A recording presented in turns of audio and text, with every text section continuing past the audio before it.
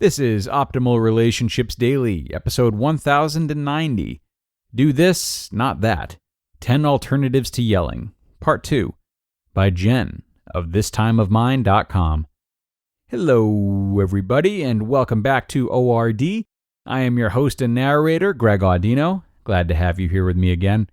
Now, today is actually a continuation of a post I began yesterday in episode 1089. Parts 1 and 2 go really well together. There's definitely a lot of distinction between the two, so I highly recommend you pause and listen to that episode first, if you haven't already, before proceeding today. Now, if you are ready and caught up, I'm going to begin part 2 now and continue optimizing your life. Do this, not that. 10 Alternatives to Yelling, Part 2, by Jen of thistimeofmine.com. Number 4. Don't threaten. Act neutral. As parents, it's our job to introduce and teach consequences. Some are natural, and others are chosen by us. But in the heat of the moment, that's not the best time to dangle a consequence, especially one we might not be able to follow through on. When we're angry, it's easy to find ourselves threatening with consequences that are either too big or don't fit the crime. So rather than leading with an if/then statement, try some of the other alternatives in this post. Then, if nothing is working, it's time to hold your child accountable, but stay neutral. For example, instead of, if you don't clean this up right now, then try, I'm sorry you chose not to follow instructions, followed by a reasonable and related consequence. Keep your body language and tone of voice neutral. The consequence is a result of their action, not as vengeance from a mad parent. Number 5. Don't be vague. Say what you mean. It's time to go. When? In 5 minutes? Right this second? So often I would say this exact phrase over and over with no avail. Why wouldn't anyone just listen the first time? When I finally thought about it, I realized that I'd say, it's time to go, then run upstairs to get something. I'd say it again, then start going through the house to turn all the lights off. Then I'd say it louder, while I ran to the bathroom real quick, only to yell it while I started changing the baby's diaper. No wonder no one took me seriously. We need to say what we mean when we mean it. We have to be clear. And that includes, it's time for dinner, or anything we say over and over while multitasking. Number 6. Don't give in. Stay firm.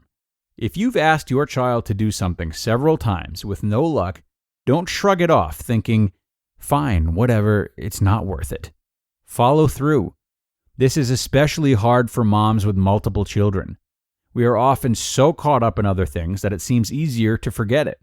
But if we want our kids to learn to listen, we have to stay consistent. We have to be reliable. Our kids have to learn that it's not okay to ignore us until we yell. So don't say anything until you're prepared to follow through. Number 7. Don't be unreasonable. Pick your battles. If something is important and we need our kids to obey, we need to stay firm, just like I said. But is everything always so important? Sometimes we need to loosen the reins a little. We need to step back and ask ourselves if something is really worth turning into a big deal. Is it serving a purpose? Or are we just trying to win a battle? One of the hardest parts of parenting is letting go of some control. We still need to teach our kids and maintain order, of course, but we also need to be understanding of where our kids are coming from. Sometimes kids are as slow as snails, and other times they really do need the entire roll of tape to complete their artwork. That's just how it is. Number 8. Don't take it personally. Remain the adult. Years ago, when I was student teaching, my mentor teacher taught me a powerful lesson. She said, I know I'm relinquishing control as soon as I resort to sarcasm. It's hard to admit to ourselves, but sometimes we start sinking to our children's level. When we start being sarcastic, accusatory, or defensive, we're giving control of the situation to our kids. We are putting them in power, and they know it. Sometimes kids are the sweetest, and sometimes they're jerks. That's just part of child development. They're constantly testing boundaries so they can establish their safety zones, whether it's obvious or not, and it's our job to help them out. So when you feel yourself losing some control of your maturity, catch yourself and find another way, hopefully with one of these yelling alternatives. Number 9, don't explode. Take a time out. If all else fails and you're about to lose it, it's time to leave the situation for a moment.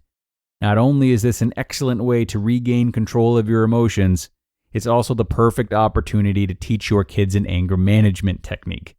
Our kids watch and learn from our behaviors. So when they see us take steps to control our anger, they'll learn it's something they can do too. Say something like, "Mommy's feeling angry right now. I need a quick timeout." And say it out loud. There is an incredible power in calling out your emotion for what it is. Naming it makes it something that can be controlled and managed, rather than something you can't help. For a quick timeout, physically move into a new location and take a second to calm yourself down. Then you'll be able to think clearly and rationally so you can get the situation under control. Number 10, don't give up. Take it one situation at a time. We're all human and we all get angry. We won't always handle every situation perfectly, but we can't pile that onto the mom guilt so many of us feel already. If you mess up, be kind to yourself. You are not a bad parent. You love your kids and are a good mom, or you wouldn't be searching for yelling alternatives in the first place. But as nice as it would be to read an article like this and never yell at our kids again, we still have to take it one situation at a time. And the more we practice, the better we'll get at it. You just listened to part 2 of the post titled, "Do This, Not That, 10 Alternatives to Yelling," by Jen of thistimeofmine.com. And friends, if you are carrying a credit balance month after month, you know it can feel like you're in a never-ending cycle of debt. But there is good news. Our new partner Upstart can help you make that final payment so you can get ahead. They're the fast and easy way to pay off your debt with a personal loan, all online. And Upstart knows you're more than just your credit score, and because of that, they're expanding access to affordable credit. Unlike other lenders, Upstart considers your income and current employment to find you a smarter rate for your loan. After just a 5-minute rate check, that's even quicker than an episode of ORD, mind you, you can see your rate upfront for loans between $1,000 to $50,000. So, find out how Upstart can lower your monthly payments today when you go to upstart.com/ORD. That's upstart.com/ORD. Don't forget to use our URL to let them know we sent you. Loan amounts will be determined based on your credit, income, and certain other information provided in your loan application. Again, go to upstart.com/ORD. And thanks a lot to Jen for sharing this post. I really enjoyed this one a lot. Now, like I said in the commentary yesterday, the post started off with a lot of specific guidelines related to rhetoric and presentation. Sure enough, we saw today how she paired that really nicely with some closing tips that are more mindset-based, and the two really do need to go hand in hand.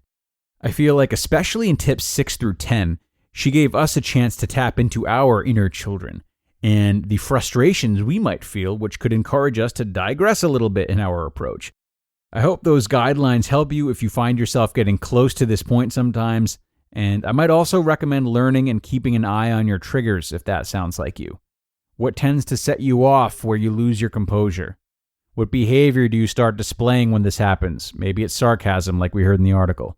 And then, what plan for composing yourself can you create now when you're level-headed so you're more ready to handle it in the moment it comes up? Things to think about. I'm going to wrap this one up now though, folks. I hope you liked this article as much as I did, and I thank you for joining me for both parts of it. I'm wishing you a very happy Friday and start to the weekend. Keep it classy out there, and I'll see you back here tomorrow for the Saturday show, where your optimal life awaits.